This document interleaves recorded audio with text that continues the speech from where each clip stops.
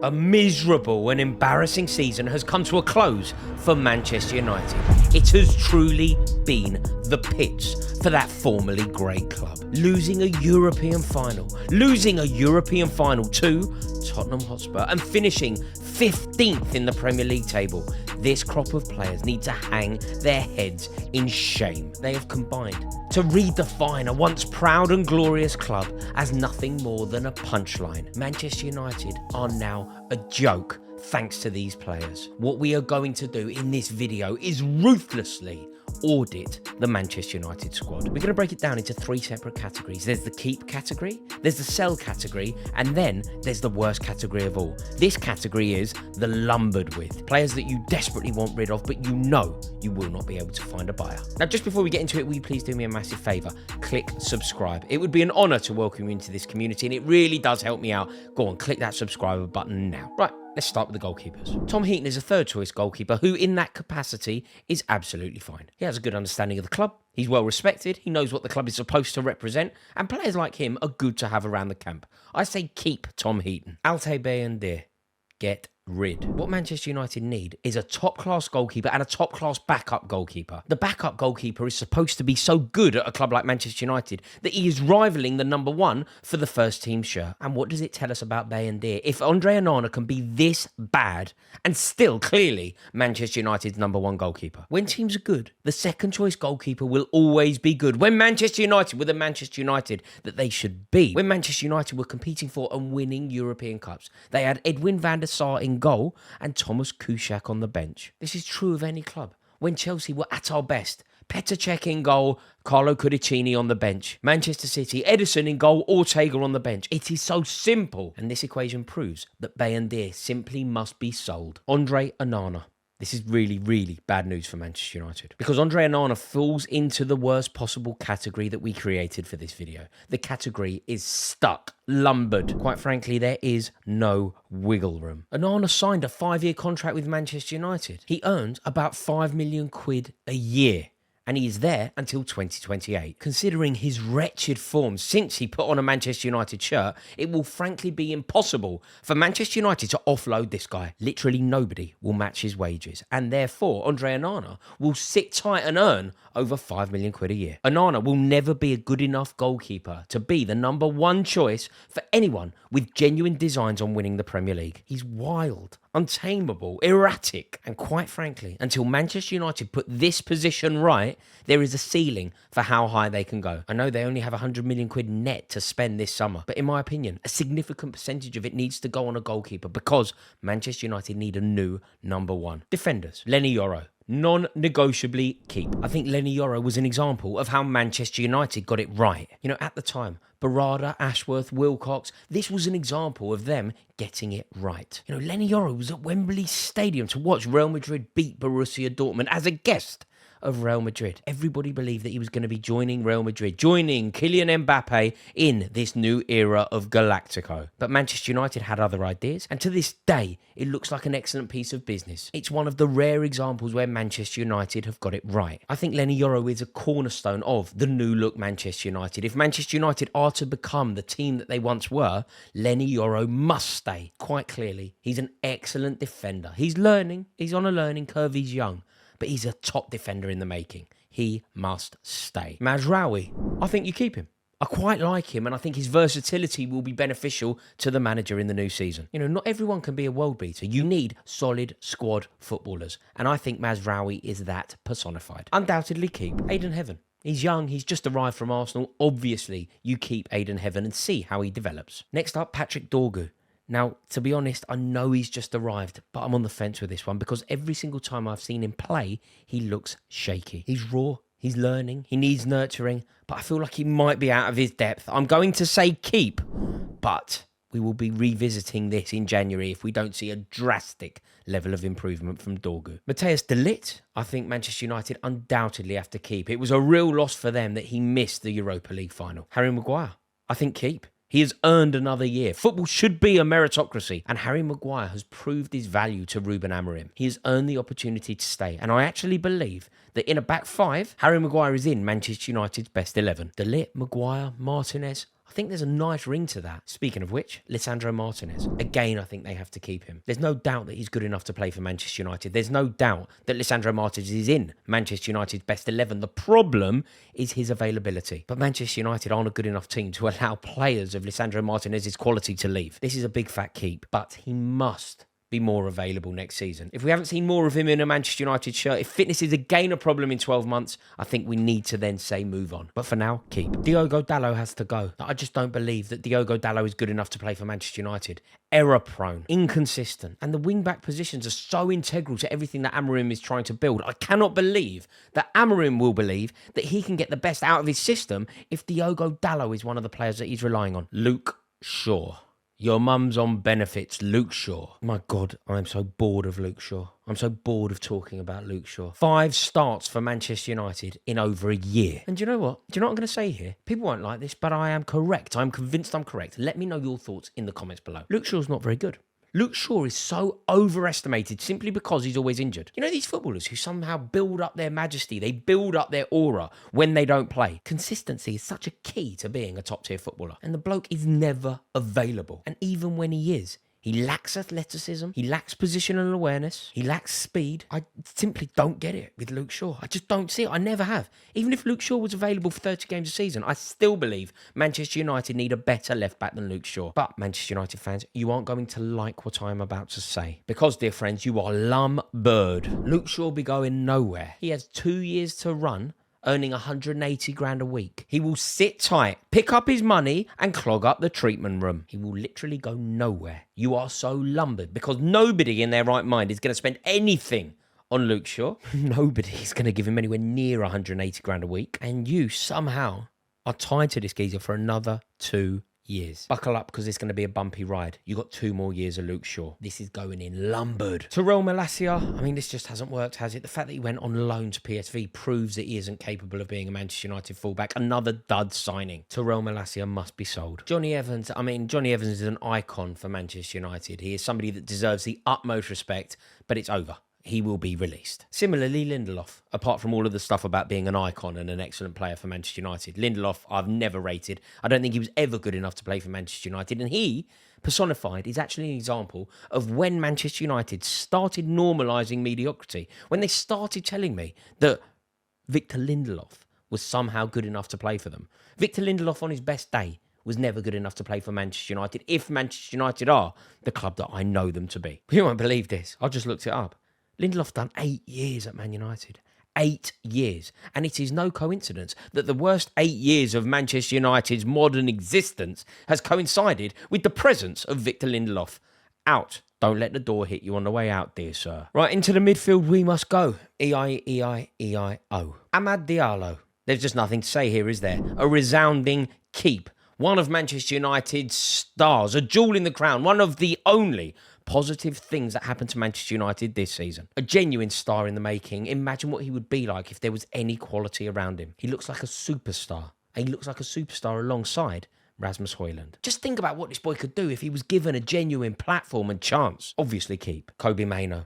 Now, this is difficult, and it's difficult not for the reason that you're expecting. This isn't me suggesting that I don't rate Kobbie Mainoo. This is not me suggesting that Kobbie Mainoo isn't an excellent footballer. This isn't me suggesting that Kobbie Mainoo can't go to the very top.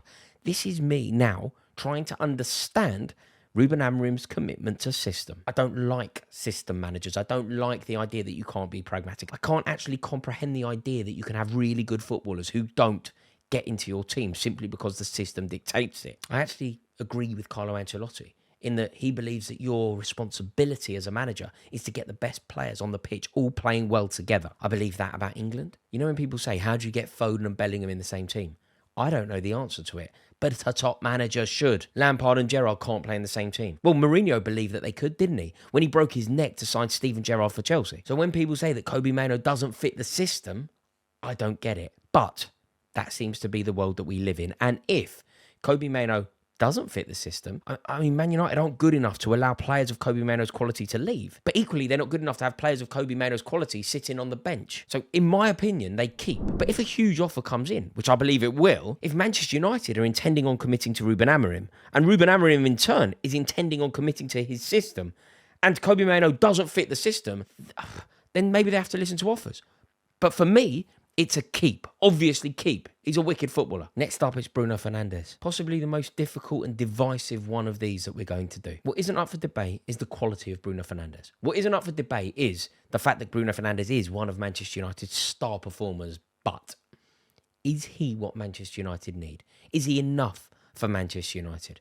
If Manchester United are to be the club that they once were, surely they need their star player to be somebody better than Bruno Fernandes. You know, Adam McCullough and I, we have robust and fairly aggressive conversations about Bruno Fernandes. Adam staunchly defends Bruno Fernandes and truly believes that if Sir Alex Ferguson had a player like Bruno Fernandes or had Bruno Fernandes himself, that Fergie would have loved him. I believe this to be nonsense. I believe that when Manchester United were good, Bruno Fernandes would not get near that side. When Manchester United were what Manchester United should be, there is absolutely no way that they let him into Carrington. Scholes, Butt, Keane, Carrick, they would laugh at the prospect of linking up with Bruno Fernandes. Bruno Fernandes is undoubtedly a good footballer, but he looks like a great footballer in such an average team. When the standards were where they should be, I don't think he gets a look in. And maybe it's time for Bruno Fernandes at 31 to move on. And this £100 million bid that is apparently going to come from Al Hilal, if it comes, I believe that Manchester United need to take it. This won't be popular, but Bruno Fernandes being Manchester United's captain, I believe is problematic. That captain's armband. Think about the weight of that captain's armband. The spirit of Brian Robson. The blood, sweat and tears of Steve Bruce, Roy Keane and Eric Cantona. Bruno Fernandes is not fit to lace any of the players' boots that I just mentioned. And whilst I concede that Bruno Fernandes is one of Manchester United's best players, I don't think they need him. I think they need a new direction. I'm going to say, sell Bruno Fernandes. Now is the time to cash in. He'll never be worth more than he is now, and they've got the best out of him. Controversial? Sell Bruno Fernandes. Manuel Ugarte represents everything wrong with the modern day Manchester United to me. Luis Enrique knew exactly what he was doing. You could see immediately in the way that Paris Saint-Germain play why Manuel Ugarte was surplus to requirements. He's not a good enough footballer. And the reason why it paints Manchester United in such a terrible colour, they offloaded Manchester United youth product Scott McTominay for half the price they bought Manuel Ugarte for. Now I'm about to say some words that Manchester United fans are not going to enjoy. But Scott McTominay is twice the footballer, half the price, and twice the footballer that Manuel Ugarte is. Scoring bicycle kicks in Serie A to win Napoli the league. And somehow Manchester United got rid of him. A youth product who knew exactly what it should mean to play for Manchester United, whose blood bled Manchester United red. They got rid of him for Ugarte. I think it's a terrible look. I think it's terrible business. I think Ugarte is a terrible footballer, and I have more terrible news for United. You're lumbered. They put Ugarte on a 5-year deal. There is absolutely no way that they're going to be able to get rid of Ugarte. Who on earth is going to match his wages and give him a contract even comparable to the one that Manchester United foolishly gave him? Ugarte is another example of lumbered. Alejandro Garnacho is another player that Manchester United need to get rid of. He's too much trouble. Is there talent there? Yes. Could he go on to be a good player for them? Yes. But he causes too many problems. He is forever falling out with Ruben Amorim. And the fact that Garnacho's brother came out and said that Ruben Amorim threw him under the bus, which isn't true, by the way, has just left us in a situation that is totally untenable. He doesn't deliver enough. An awful lot of the time, he is an anonymous footballer. The fact that he has it in him to take to social media before a cup final to disrespect his manager is not the sign of somebody that you need around the camp. He's a juvenile, an arrogant juvenile, and that is not what Manchester United need. And he felt wronged that he wasn't used more by Manchester United this campaign. But there's no end product. And in this system, there is no room for Garnacho. He's not good enough number 10 to play as one of the number 10s that Amorim likes to use. And, you know, fairly recently, both Chelsea and Napoli were sniffing around him. If I was a Manchester United fan, I would want rid. And even if you think Ruben Amorim got it wrong by not starting Garnacho in that final, it cannot be acceptable for Garnacho to take to social media. It cannot be acceptable for Garnacho's brother to start mouthing off. Even if you don't like the decision, the office of Manchester United manager must be respected.